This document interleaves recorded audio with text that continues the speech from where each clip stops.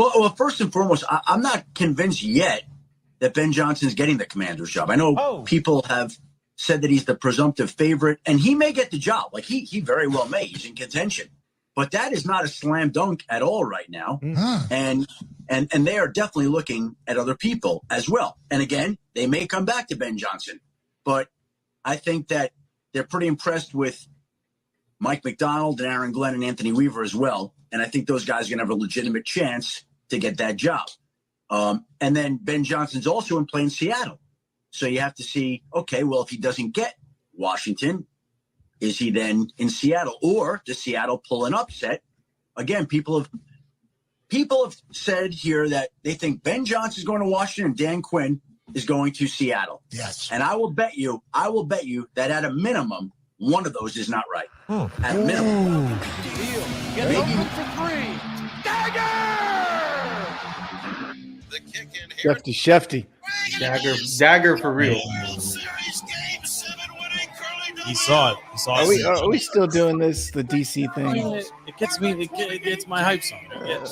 We'll change it a bit. Everyone's moving up in the world. We're sitting here. Hey, listen, Kirk might come back. He might save the intro. My approval ratings keep going up. Sorry to keep you waiting. Complicated business. Welcome in, Defeating the Curse. We're down to 2 teams, boys. The NFL season, we got about 2 weeks left or so. We got one game to talk about over the next couple of weeks, and we will get to all of the fun stuff. But we got to start with the Commanders getting rejected by not one, but 2 different offensive coordinator or offensive guys that were being targeted by Adam Peters in this organization. And we'll get LP in here in a little bit to talk about his take, which I really liked. I mean, it was a little hot takey, right? But I'm going to give him credit, but I'll let him talk about it. LP in our offline chat said this would have never happened under Dan Snyder, right? Like when he wants a guy, he's going to go get the guy. And I think that's a strongly worded take. Revisionist history. That's what that is. I don't know, FP. But Ben Johnson was the guy, and he was rumored to be coming here. And we'll talk about the games and what did and didn't happen with the Lions. But Stevie, he kind of did him dirty. They were on the way. Redskins 1 is taken off. They're in the air. They're on their way to Detroit to talk to 2 potentials. And the guy they wanted, I know, it was always, it was a side eye for one, and they were locked in on the other. They're in the air, and they get word that, he's re-upping with Detroit. He wants to stay. Job's not finished. Want to stick with Dan, blah, blah, blah. I mean, we'll talk about what it means for the Commanders in a second here, but is it a bad look for Johnson to do him this way too? Like, isn't this going to hurt him? Like, no. Into next offseason? Or no, it's going to hurt him. Not going to hurt him, but It's a bad look. I mean, those are 2 very, very different things. I mean, is it a nice thing to do to leave someone at the altar like that? No, but hey, you play call the way he play called, I think on Sunday and for the entire season, the way he had been doing it. Listen, I'm shocked. I mean, I think everybody here is shocked. I was in a meeting. I walked out into these text messages that he was, all the talk in Redskins land for the last couple of weeks is how attractive of a job this is. 90 million cap, number 2 pick, 7 picks in the top, whatever. The hot new GM, pieces to build on, all this stuff. And now you've zeroed in. You read into the hype. You bought into the hype as a team. You said no to let all these guys go by the wayside. I let stupid FP get me all excited. Well, I mean, someone do a wellness check on Grant Paulson. Okay, this guy is devastated. Yeah. Okay, and Chris Russell is enjoying every second of Grant Paulson's misery right now. That's low key the best feud in DC sports right now. But yes, if you're the bad look by Ben Johnson, it doesn't matter because he's a boy wonder. He's an incredible offensive coordinator. But if you're the Redskins right now, you got to pivot really quickly. Well, and Adam Peters is going to earn every penny of this. They immediately tried to go to Slowik. This is FP's guy from the beginning of since we started talking about potential replacements for Ron. I mean, going back to like week 5, week 6, week 7, FP was. I mean, you were the first one, I think, on the pod to mention Slowik, and his stock was rising and rising and rising. And within hours of, Ben Johnson, I don't think he inked an extension. I think he just said, I'm going to stay here. Yeah, they didn't redo his contract. But Slowik did get a revised contract to stay. And I mean, can you blame him, FP? I mean, he's got some nice pieces there in Tank, and obviously in CJ. Like, he's got good pieces. Like, maybe he just looked at the Commanders, to Stevie's point, and said, I don't know if I want to start from zero. I got a good thing here. I think this is a bigger conversation than kind of just the Commanders and their head coaching hunt, because it's very rare. I mean, Ben Johnson has done this 2 years in a row now. It's very rare for a hot commodity coordinator to say, no, I'm going to stay on the team and finish the fight and go for the championship or whatever. It's very rare to see that.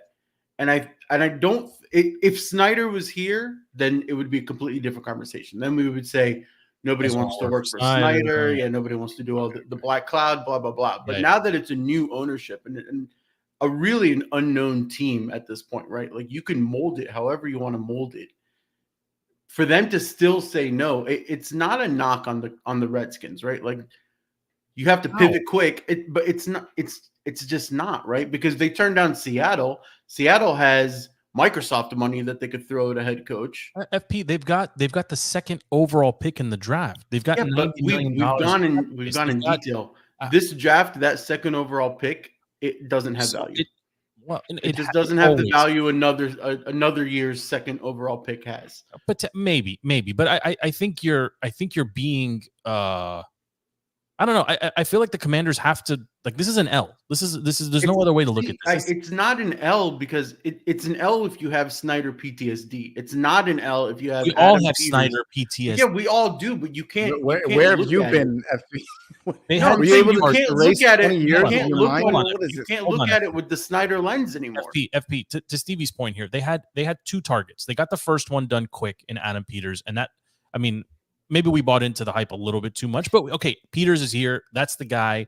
Obviously, you can see his body of work with the 49ers.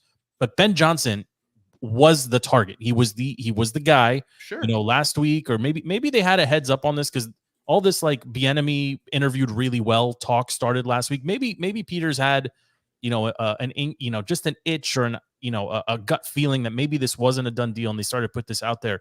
Here's my fear, right? My fear is that we see 2005, 2006 happen again, where Snyder, with Gibbs announcing his retirement, goes out and grabs, I don't know if Jim Zorn was the hottest offensive coordinator in the league, but he brings him in. It wasn't even a coordinator. You're right. He's quarterback's coach, right? But he starts this, like, search to see, who the head coach is going to be. And then a couple days later, he comes in and he says, we had our guy in the building all along. Well, you hit on a key phrase. Bad thing happened, then Snyder started. Okay, but Bieniemy, Adam Peters has been doing the search for probably longer. What are the odds on Bieniemy becoming head coach now? They're probably very high. They're skyrocketing. Higher than they were 2 days ago. Sure. Yeah, but again, the entire narrative last week was, why are we interviewing Dan Quinn? Why are we interviewing Raheem Morris? Why are we interviewing X, Y, and Z? Everybody's questioning why we're going through virtual interviews and second interviews with all these guys. But now those look like great moves. Yeah, Raheem is gone, sure, but you have your sort of baseline level of interviews that you've done. You've done a couple. You're so. I'm not a homer. They lost option 1. They lost option 2, and now they're stuck with defensive guy. Option 3 is great. The Sean McVay of defense doesn't sound like a bad catch to me. Yes, if tomorrow afternoon we hear that Mike McDonald is head coach of the Washington Redskins, that's incredible news. If tomorrow afternoon there's a tweet in a thing, what do we call them? X's? There's an X tweet. There's no way. Elon just got screwed in Delaware. We're going to get to that? Okay. All right, we'll get to that later. Listen, if tomorrow we find out that Mike McDonald wants to run it back with Lamar, we got to get to Lamar too, because he shit the bed. If we get to, that message, then FP, you got to ring the alarm. You got to, like, DEFCON 5. Yeah. Who's still out there is Dan Quinn, Bill Belichick.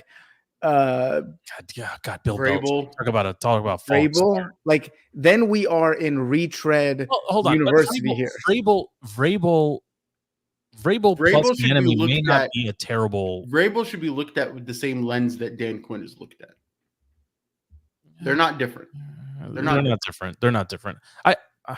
I'd rather McDonald of the bunch, right? But I just have a gut feeling somehow this is going to be the enemy. And honestly, they can't, like, if Seattle gets one of these guys and we can't get any of them, that's another really bad look for an organization with the number 2 overall pick, $1 zillion in cap space, and blah blah blah blah. Again, I think PTSD makes us look internally, and we're saying it's an L for the Redskins. It's not an L for Redskins. It's a bigger conversation where if you look at the landscape of the NFL, there's going to be some probably high-profile firings next season. Hold on. The Panthers got their guy. No. There's a chance. The Panthers didn't get their guy. The Panthers got the only guy that will say yes to them. They got a guy. They still have a terrible owner and nobody wants to work for him. No, but what I'm saying is Andy Reid there's rumors he retires, right? So then you have a Kansas City team. There's rumors he's retiring after the Super Bowl.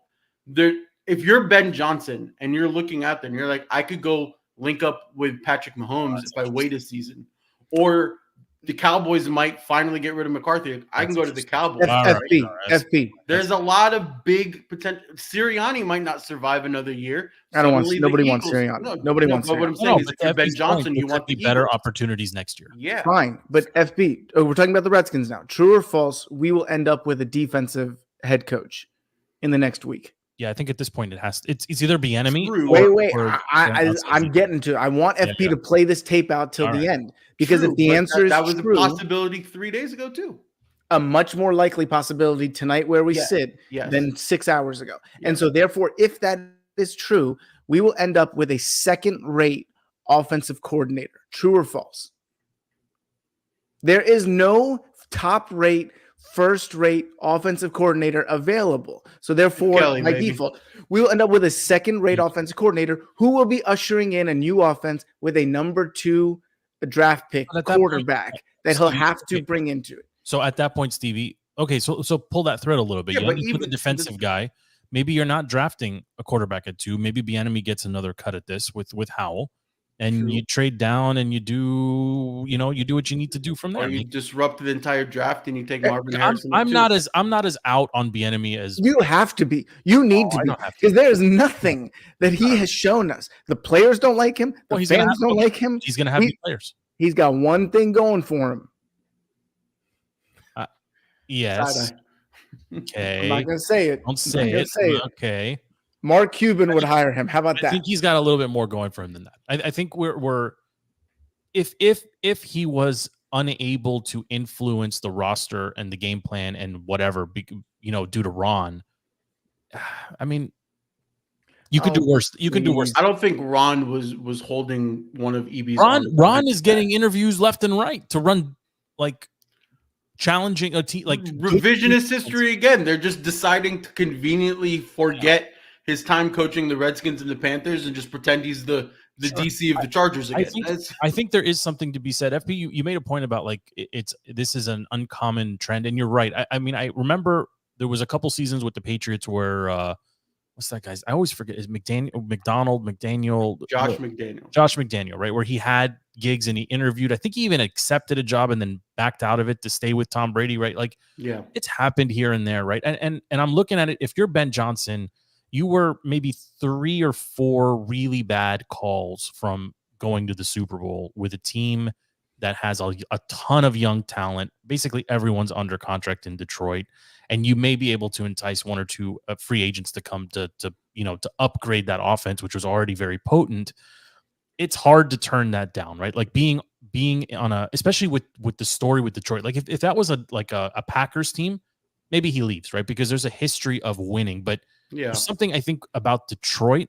I think somehow like Dan is going to retain both of his coordinators. That's ridiculous. You work your whole life to get to be a head coach. If you are in the coaching game, that's your whole. But if you go too early, you also have to look at the money of this. Hurt yourself, right? You have to look at the money of this, right? So Ben Johnson was rumored saying he wanted $15 million, right? Which is insane for a first-time coach to before the interview season started. That number was out there, and then you probably have some schmuck like Tepper out there for Carolina that probably threw the bank at him to convince anybody to come to his team.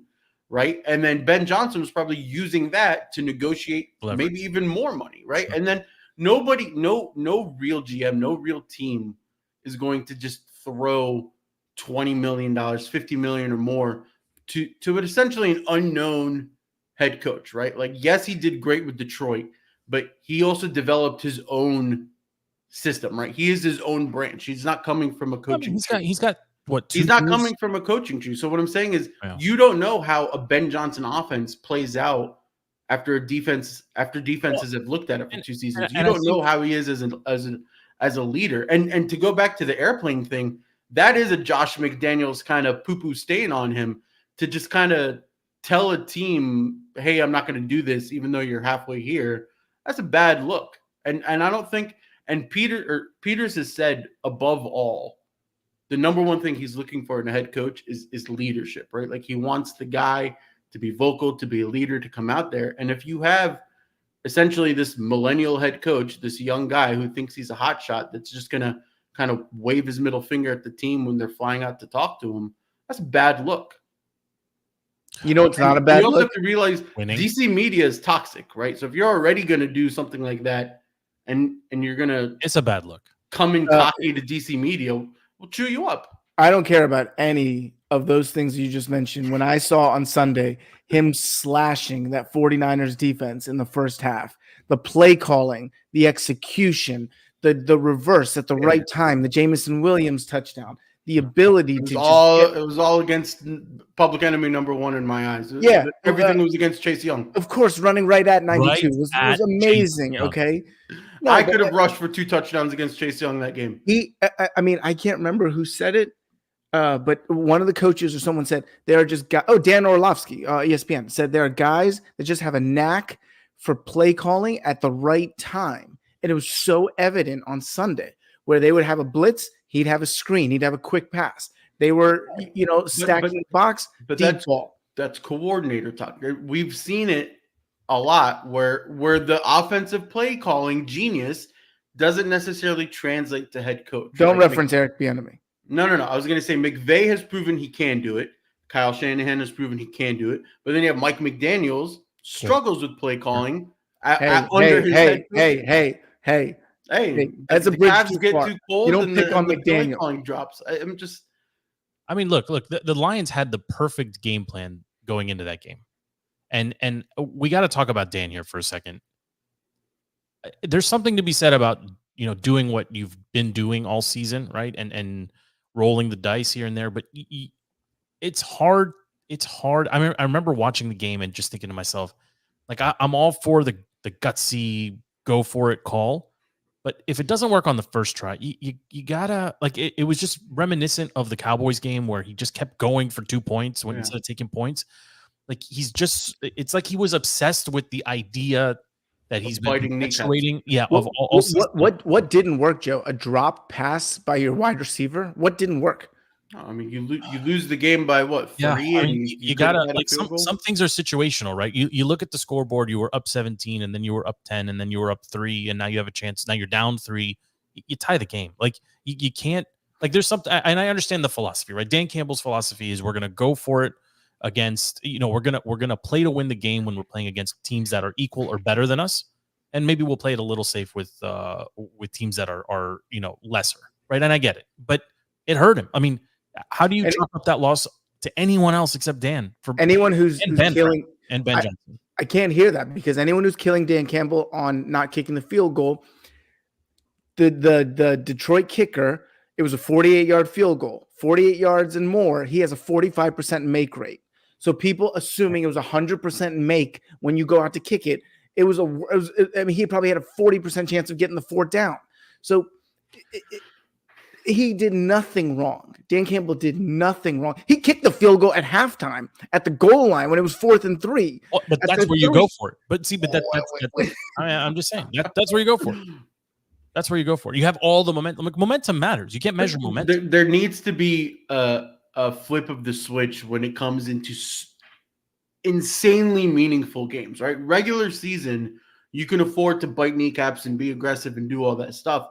But when it comes into the second most important game ever of the season, in the championship game, You take the points or you take the points, especially against a team like the Niners have proven that they can score on a flip of a switch. That your weakest part of your team is your secondary on defense, and you're going against the Niners who have amazing receivers and talent and speed all over the offense. You have to take the points when you can take the points. How am I the voice of reason here? The only reason, if Jahmyr Gibbs doesn't fumble on that 1st and 10 at the 25, we are talking about Eminem at the Super Bowl. How that was the killer. Well, killer. I mean, if they catch the ball, if I mean the Niners, I think missed a field goal as well somewhere in the first half of that game, if I'm not mistaken, right? So like, yeah, okay, like the ball's funny and it bounces. It's a weird shape and it bounces a funny way, right? Like I get that. No, that fumble, that was the momentum. They could have gone out and had an extended drive.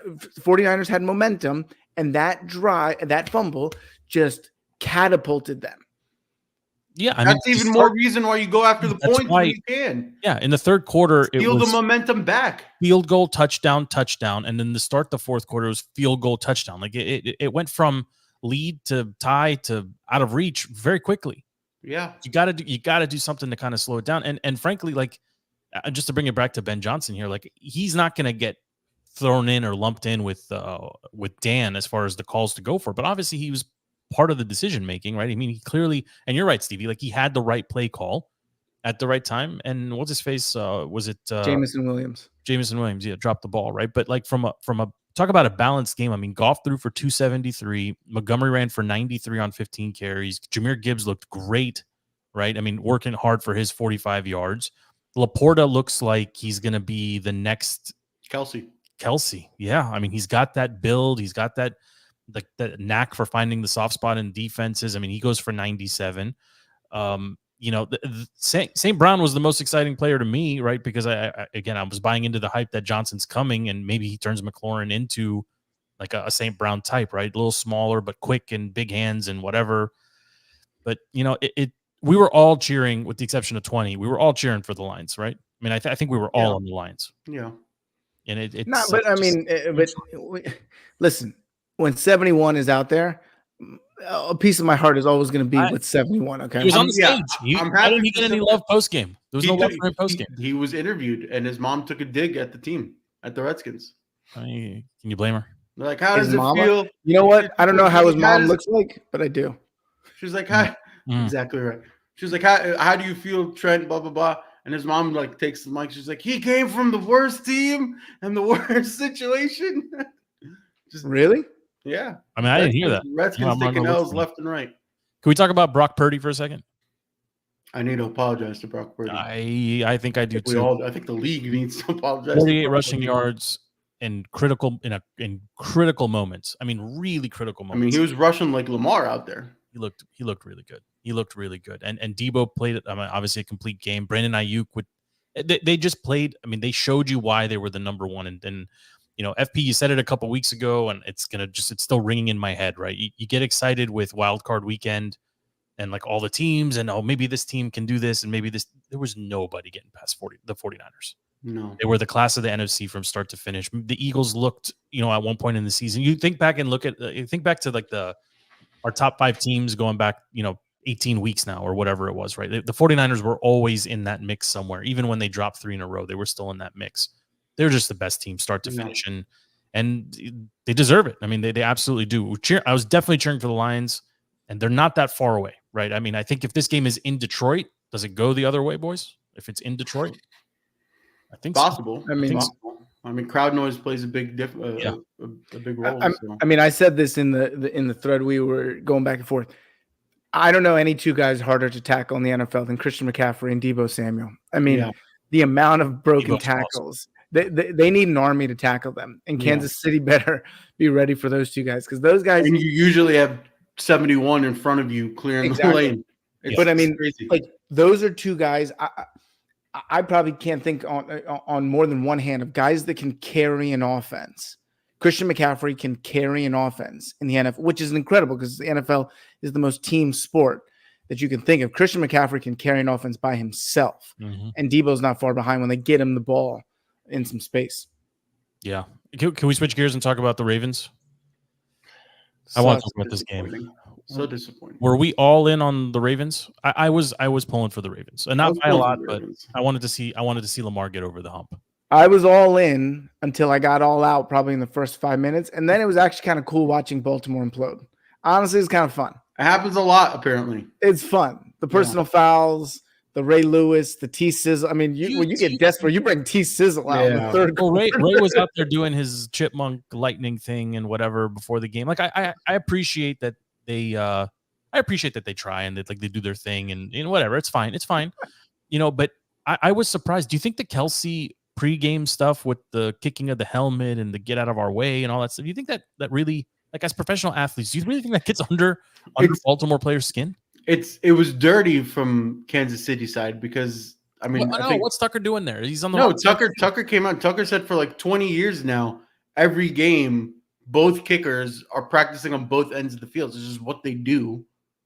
It's just kind of normal NFL practice, and the Chiefs are just kind of being a little janky with it. They're just being a little asshole, which I can respect. If you're going to get into your opponent's head and you're going to kind of have that douchebaggery, I'm okay with it. We're in your building. Like, we don't we believe we are better than you, even though the stats say otherwise. Like, you don't think Mahomes and Kelsey, you said, hey, we're going to. Yeah, they did. Let's make it chippy. Yeah, let's make it Mahomes. I think the Chiefs is crazy to see the Chiefs have embraced that heel turn. You see that in WWF, but it was, only so many years ago when the whole world was cheering for them. Yes. Against the Patriots and in the Super Bowls and stuff. And so they quickly became the villain. Yeah, they quickly became the dynasty that everybody wants to see. And they've owned it though. They they don't shy away from it. They don't hide Taylor Swift. They don't do any of that. Well, it's just like Brady and Gronk with their douchey Instagram reels where they're just flexing and throwing up all the rings that they have. It's the same thing with Mahomes and Kelsey. It's just they're just a little bit less likable than Brady and Gronk. But a lot more unlikable. But keep it on the Chiefs here for a second. Mahomes only threw 9 incompletions, and 7 of them were in the first half. Like, just it's an incredible performance by him. And I have to apologize to him too. Not too long ago, I was asked point blank. It was a kind of heated back and forth. Right? Is Mahomes elite? And I was like, I don't know if I can say he's elite, but he's very elite, right? He absolutely belongs in that.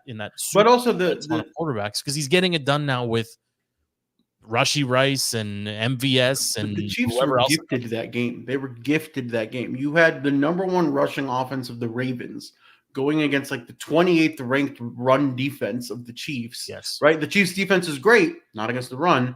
And for whatever reason, they only had 6 rushing attempts, 9 rushing attempps, something like that. Yeah, 3 for Gus Edwards, and 3 for Justice Hill. It's insane. And I mean, running the ball in the playoffs, in the cold months, in January, it's just football 101.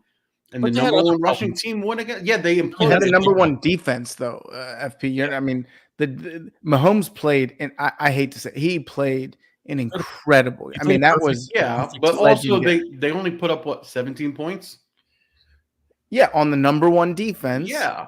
But I'm saying if you establish the run as the Ravens, but more so than that, the run wasn't working. It wasn't working. They didn't even attempt. They didn't establish it. They pulled the EB. They abandoned it before they even started. If it ain't working, you have to abandon it. No, not when you're this good. Not when you've got these 2 guys that can legitimately run the ball. I don't know why we're talking about anything besides Lamar Jackson. Well, I know one of the worst quarterback games I've ever seen in my entire life. He's coming under a lot of heat because he has been given everything under the moon. Right? He wanted the contract. He got the money. He demanded for OBJ. He got OBJ.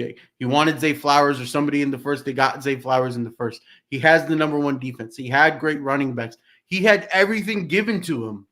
And still, when it comes time for him to be that guy, completely disappears. Man, he looked terrible. I mean, 6 playoff games in a row now. He's like 2-4. He beat CJ Stroud in Houston, and he beat an old ailing Tennessee team with Ryan Tannehill, and that's it. Those are the only 2 teams he can get past in playoffs. I mean, just the eye test. His pocket awareness on Sunday was so bad. The Kansas City, they had no rush. Okay, Chris Jones looked injured half the game. They had no rush whatsoever, and he was holding on to the ball too long. He was indecisive about running. He overthrew so many deep balls. Yes. Okay, he made a couple amazing plays. He also didn't get any help from like Beckham was. Oh my God, running routes. Isaiah Likely's calling for the ball when he's triple covered. Like there's. I mean, that was a church basketball move. Okay? That was church turkey bowl. Like I'm open, just throw it, and I'll out muscle everyone. Like I don't know what you're doing. It's his fault for ultimately throwing the ball. But what's Likely doing calling for that? Like, you're triple covered because Likely's used to calling for it when they're 4 yards out of the red zone or the end zone, and instead of 40 yards. But they also got Mark Andrews back, and he's not useful unless they're in the red zone. Run the damn ball, get into the red zone, and then make your plays. As poor as Lamar's performance was, I put this on coaching. You can't run your two studs, your two workhorses, 6 times total when it's a one possession game.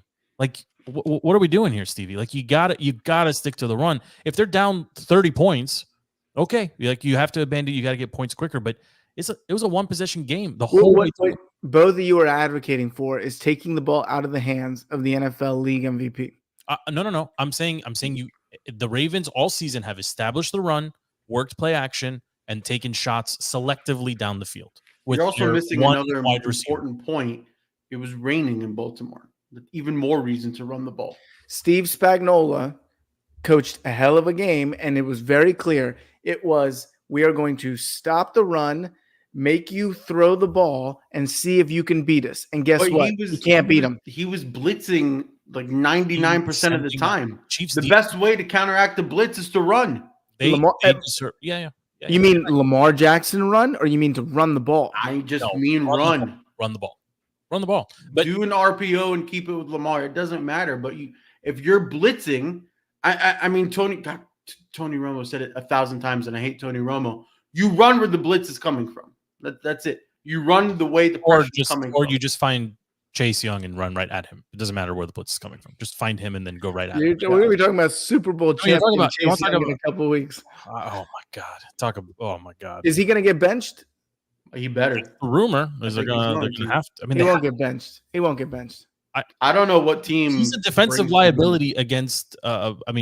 Pacheco and what's his face, Edwards-Helaire, like and Kelsey.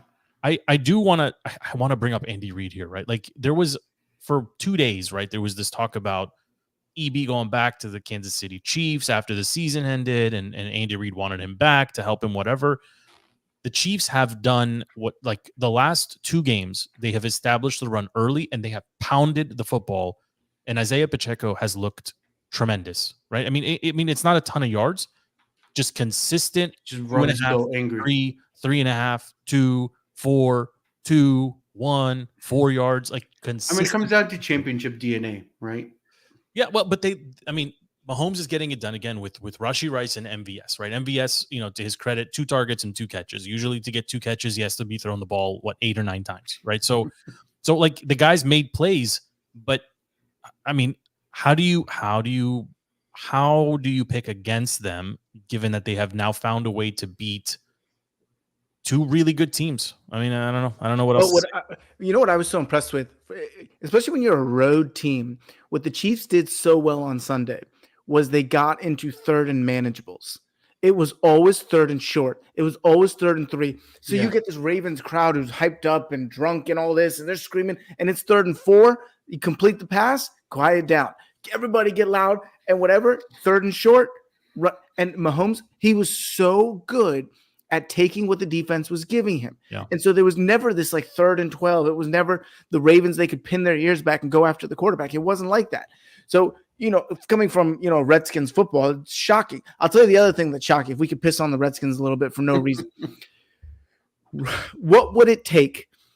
Who's the middle linebacker is it Will Compton? Do we have a middle linebacker? 15 years ago, sure. Take all the middle linebackers that the Redskins have ever had and package them. Can we sell the actual land in Ashburn and trade it for Roquan Smith or Fred Warner? Okay. What would it take? These guys, I mean, they are in on every play. It's unbelievable. Fred Warner. Yeah, they're like a real defense. Yeah. All the good defenses centered around stellar linebackers. Somebody should tell Ron Rivera that. Who is our? I can't we don't think run of one. linebackers anymore. You mean Is the former Casey coach Doolittle who's a also linebacker? Who? Casey, well, I'm saying Ron Rivera, the former linebacker, couldn't figure this out. Yeah, He was on the 85 Bears, wasn't he? yeah. He could be on every. Yeah. Who is our middle linebacker? I don't know. Davis. Jamin Davis. Is that what you're looking for? I was thinking of a white guy. I thought it was a white guy. We got rid of Cole Holcomb. He went to the Steelers and played well before he got injured. Will Compton, like from Barstool. Yeah. Will Compton is a Barstool bro now. Yeah, but he was our linebacker for a while. 2005, Stevie. Like, yeah, he was going against Taylor Lewin, who somehow is a podcast guy now too. Yes. Look, I mean, next week we'll talk about the Super Bowl maybe in more with more, I don't know, fidelity. But I mean, early tingle here. Are you going Chiefs, Stevie, or are you going? No, I think the 49ers are the better team. All things equal, they should win the game. I think coaching will be equal. See, that's where I differ, right? I think the Niners have the better roster. I think the Chiefs have the better coaching staff. I love some Shanny, but you can't go against Andy Reid in the big games. Yeah, it's tough. I'm hard leaning to go against Andy Reid in big games. I'm leaning 49ers, but my gut is telling me that it's going to be the Chiefs. I mean, they just know how to scheme for every team. It seems like they're never caught flat-footed, and a lot of the and I'm also not, the conspiracy of it all, where they. I was going to say, can we get through an entire episode without talking about Taylor and the thing and the field and the pointing at Reed and Reed pointing at her and. No, but what we need to do, and also Eminem shouldn't be flicking off people. No, I mean if you watch the video, if you watch the video, it was completely like a fun joke gesture. It wasn't like anger. Can I ask a serious question? How much pressure is on Kyle Shanahan right now? A ton. He's got. I mean, the 28-3 talk. You would have to imagine going into halftime of the game on Sunday. Yeah, that's our future head coach there. Okay, it was just like locked into his head. We'll talk about John. Didn't John from Chantilly's 45 minutes? We literally talked about this. He wants to talk. He wants to do another McDonald hit. Yeah, John, you could join the show if you want. It's MAC, by the way. Yeah, it's Mac. Like, how much pressure is on Kyle Shanahan right now? Because that was my thought here. Okay, like going into halftime in that building, is he not thinking 28-3? And like, how can I like how do I get out of this? Right, like this is another big game, and his team is just. That would do a lot for Mahomes' legacy if he has some sort of crazy comeback like Brady against a Shanahan offense. No, but you got to think Shanahan's learned that if they get ahead early, you're going to keep your foot on the gas for as long as it takes. And so this guy's killing it. You got to bring him on. Okay, I'd love to. It's a long time. Talking, okay. Yeah. We got to get him in here. I think of all the players, of all the QB coaches, legacies right now, Kyle Shanahan has the most pressure on him. 100%. Yes. The Chiefs are playing with house money right now. They got nothing to lose. Been underdogs supposed to be here. Yeah. The San Francisco, the 49ers are the juggernaut. They were the best team in the NFL with the Ravens. They are the ones that have all the pressure squarely on them to get over the hump. But it's going to be a Niners crowd. It's Vegas. It's true. I mean, yeah. I mean, the Chiefs have fans everywhere. Come on, let's be honest. Well, I mean, they're the dynasty. They literally have fans everywhere. The Swifties will come in. The Swifties are gonna, yeah. I mean, would you rather have Taylor or Eminem at the Super Bowl? I would rather have. We were talking about it in the chat. I want a camera pointed at McCaffrey's girl. What's her name again? It's a little ridiculous that Eminem is out there with his dyed beard, giving double middle fingers to people. Like it's Eminem, man. It's on brand. I'm surprised he didn't moon everybody. Just enjoy your team being relevant and like. Listen, I'm not a big Taylor hater. The biggest problem with Taylor Swift. Also, she's not the one. Hold that thought. She's not the one that's like telling them to put her on camera, right? Like CBS is the one that's got the the instant erection constantly just going back. Travis made a catch. Go to Taylor. Like I'm with you. The producer booth is like Taylor now. Like the biggest problem with Taylor Swift is Brittany Mahomes. It's a package deal. Yeah, I didn't follow that either. Problem because you have to see her stupid face every time. Exactly. Yeah. Jackson, and Jackson's the brother. Oh, the best thing about Taylor Swift being involved is we never have to see the brother. We never have to see what's his face. Well, what the Jackson. yeah, we don't have it. We never have to see. Taylor's probably like, put him in the next suite. I don't want him to say. Yeah, I'm fine with it. And she's gonna move heaven and earth to get from Tokyo to the Super Bowl. It's fine. And Travis will propose if they win. It'll be fine. It's gonna happen. We said it under the confetti.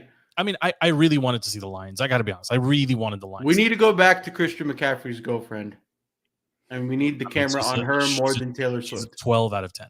Yeah. I just learned that that's Ed McCaffrey's son. I literally just found out. Really? Had no idea. I mean, honestly, did you watch both games this weekend, Stevie? Because you're talking like you watched football this week. I watched it start to finish. Very attentive. It was actually some incredible football. Yeah, it was some good games. High drama, great games. The NFL got everything they wanted, and I assume they're going to get more of the same in 2 weeks. I mean, Joe, it's your favorite number is TV ratings. They had 55 million, 57 million viewers per game. The Super Bowl should set a new record this time around. Absolutely, even with the streaming and the whatever and the screen sharing, it should do a massive number. It should. I got 2 more topics, and then we'll put a bow on this one, guys. Stevie, I want to talk about the Nats' new uniform. Ugh. I kind of so ugly. I kind of like it. Fire. I love it. I like it. You talk about the pajama top or the button up? Why is the one no buttons? I like the pajama top with the yeah. I kind of like it. I think I'm gonna buy one of those. The craziest thing about the jersey reveal is that they never announced. No one had any clue that they were doing any of this. They just that's what I happens. don't like that they're getting rid of the cherry blossom after next season either. I love the cherry blossom. That's fine. It's like the district. I mean, the Wiz have a cherry blossom one too. But Stevie, this is what happens when you don't have an owner. Like the team doesn't have an owner. They've been for sale for 100 years. Like at this point, we should make a bid. Let's just see what happens. I think we could come in pretty strong. The most exciting thing that's happening with the Nats is they released their minor league invites to spring training, which actually I just booked my trip. I'll be at spring training March 13 to 16. And the minor league field, so there's 3 major league fields and 1 minor league field. CFP. The minor league field this year will be much more exciting than the major league one. I'm just thinking, is attending spring training for the Nats the equivalent of like a college kid going to like Daytona Beach in spring break? It's the funnest thing ever. It's literally the coolest thing ever. Because I would go to spring training if there's a parallel to classic Daytona Beach spring break. You go daytime spring training in Nats Ballpark, nighttime Mar-a-Lago, 5 minutes away from each other. Okay, you got everything there. It's all your favorite things, Stevie. It's all your favorite things. If Trump's lawyer that just lost for him is there, I'll go. So similarly, staying on the Nats here for a second, the Orioles were sold today. I mean, congratulations, David Rubenstein. A little shocking that the Baltimore franchise gets sold before the DC franchise. To me, that's just seems a little. I don't know. I mean, I know they have the TV rights. Franchise. You're saying they're like the redheaded stepchild? It's just odd. You would think that the Nats, with the newer stadium and kind of the more recent World Series victory and whatever, like the better. I don't know if it's a better ballpark, but certainly it's nicer. I mean, I'd rather be in DC than crap town Baltimore. But who bought them is David Rubenstein, who is the founder of the Carlyle Group, and the rumor was that he'd been trying to buy the Nats, but Lerner's won't give it away for less than $2 billion. So he goes and pivots and buys the Orioles, brings Cal Ripken in as a minority owner, right? And they go for 1.7 with a roster that could be a dynasty. The young roster that could be great. But now the Nats definitely get the $2 billion, right? No, they should go for less. 1.5. Exactly. They have less assets. Mm-hmm. They have no TV deal, no nothing. Well, you're right, because the Orioles have that weird Masson 2 HTS holdover, which should get sorted out. You guys remember HTS? I know John remembers HTS. FP, did you ever do HTS? No. You're an NBC Sports Washington guy. I didn't care about baseball enough. Or is it Comcast? No, HTS was home team sport. It was everything. Yeah, HTS was like the local. That's where I watched my Bullets games. Yes, we would come home from school at 4:05. You gotta give me. I don't. You gotta give me channel number. I think it was 86. 86. For sure, it's 86.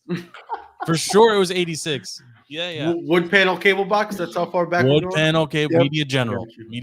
Cable. Yeah. my mom with fruit time. She's cutting up the fruit. Okay, those were better days, man. Go to WGN to watch the. That's why there's so many Cubs fans, because they were always on WGN. I remember that. Yeah, yeah. And Braves fans always on TBS, right? Like that's why everybody on the East Coast was watching these two. Anyway, the Wizards got a win yesterday. I'm not going to bore you with that, but it was a surprising win. First of all, it's multiple wins after firing Wes. Yes. So all we're doing is ruining our chances of a high draft pick, high lottery pick. They're going to be in the mix either way, because the NBA does a lottery system. So it's because the NBA is never going to let us get Bronny and bring LeBron over to DC. There was an interesting NBA like nugget that I read that like national viewership is actually like super down, but regional viewership is actually ticked up. So people are watching the local teams. They're not watching like the national broadcasts, right? So like Wizards fans are watching Wizards games, but they're not watching like Lakers at wherever. Games. Yeah. The national, which is crazy because like you had Lakers Warriors go to double overtime 3 days ago. It was a great game. No defense. It's no crazy. Defense, yeah. It's so hard to watch when everybody's good for 160. Like it used to mean something when you had a guy that was doing 25 points a night. Like that used to be like awesome. Now it's so. I mean, you had the what's his dude's name on the Mavs? Luka. Luka went for 73. Right? And yeah, like 2 days after what's his face on the Sixers. You want to talk about like listen, I respect his game, but you want to talk about a guy who looks like he plays in a church league. That dude doesn't jump when he shoots. I mean, that guy is sitting at a shisha bar drinking tea and smoking. He doesn't have if you play with him in a video game and you hit turbo, like he doesn't go any faster. Like he's just. Do we all see that 100 is in striking distance? 100-point game? Yeah, it's gonna happen. Yeah, I mean, we all can see the headline on SportsCenter, breaking news. I feel like Kobe could have gotten it. In today's NBA, probably. In today's NBA, he could have gotten it because no one plays. I mean, LeBron. Listen, I'm not a LeBron guy, but he's averaging a zillion points, and he's shifting on LeBron and his legacy. Did you see the stat that he has more years? Sticks to basketball. He has more years as an NBA All-Star than not an NBA All-Star and not an NBA player. Yes, NBA player. Yes. 20 years All-Star, 19 years not. So much. 39 years old. Too many stupid things. FP. He's always reading the first page of every book. He can't read. I can separate the two, right? The on-court LeBron, I'm impressed by. The human LeBron, complete trash. Yeah, FP's not calling him Rosa Parks. Yeah, that's fair. That's fair. I mean, it's impressive. He's averaging a ton of points, and he's so old. I mean, he's gonna play with his kid. Like it's gonna happen. It's going to happen. When you go back to the 100-point game, though, it is going to be someone like a Luka, who those jump shooters, the guys that like those like Ray Allen shooters that need to like get a lot of lift in every jump shot, they're not going to do it. But a guy like Luka, who's literally just Luka. Yeah, or Jokic, somebody who's just going to park under or maybe Wemby as he matures because he scores so easily, so effortlessly. I mean, he's got to be a 3-point shooter though. You got to hit like 20. Wemby can stroke it a bit. I mean, he's too young, but like Luka could do it. Well, I mean, it could be Embiid. Embiid had a 60, didn't he? Yeah. Or 70. 70. Yeah. If he gets hot, I mean, he's a shooter. Yeah. Yeah, he's a shooter. All right, boys. Any final thoughts? Anything you want to talk about? Any last topics here?